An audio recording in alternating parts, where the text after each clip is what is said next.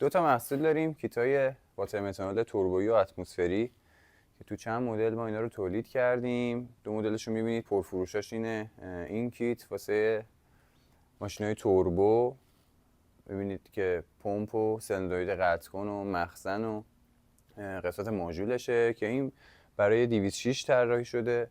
می‌بینید تخته اندازه عقب صندوق عقب خود 206 که گوشه زیاد جاگیر نباشه، که با ایسیوهای استندالون، چون 99% ماشین‌های توربویی که ما الان داریم همشون با ایسیوهای استندالون روشنن، با اون کنترل میشه. یه مدل دیگه کیت داریم که برای ماشین‌های ایسیو فابریکه.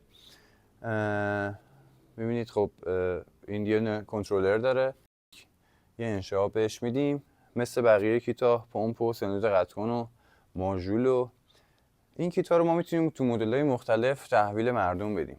این مدل میگم برای 206، این مدل یونیورساله که توی 100% ماشینا میشه نصبش کرد، ولی چون یه ذره حجمش بزرگه، اندازش زیاده، خب یه سری‌ها میگن که آقا مثلا سایز کوچیک‌تر، سایز دلخواهشون. دو مدل مخزن داریم، مخزن AM داریم ما، مخزنیه که روی کیتای معمولیمون میدیم. توی کیتایی که الان داره توی ایران تولید میشه، خب این مدل‌ها رو ما زیاد داریم توی تولید بچه‌ها همکارا. این مدل کامل ترین مدله که سلندروید قطع کن داره واسه اینکه جلوگیری کنه از نشت مخزن به کانکشن، که این خیلی ایرادیه که توی حتی خارجی هم این موضوع رو دارن.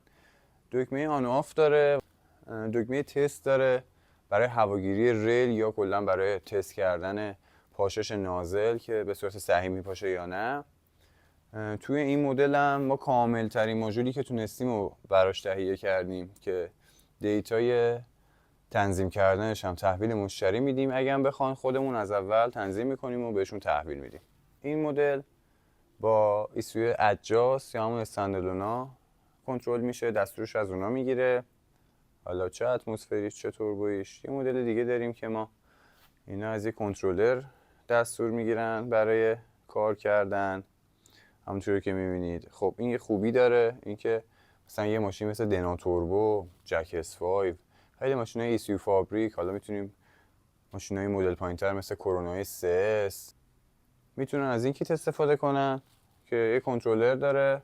فقط کافیه یه انشعاب از منیفولدشون به این بدن که فشار منیفولد رو ما داشته باشیم و این کنترلر به کل کیت دستور میده که کی بپاشه.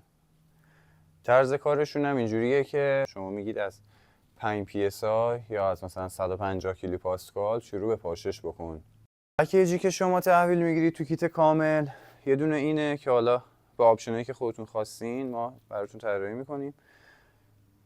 شیلنگشه، 2 تا نازله،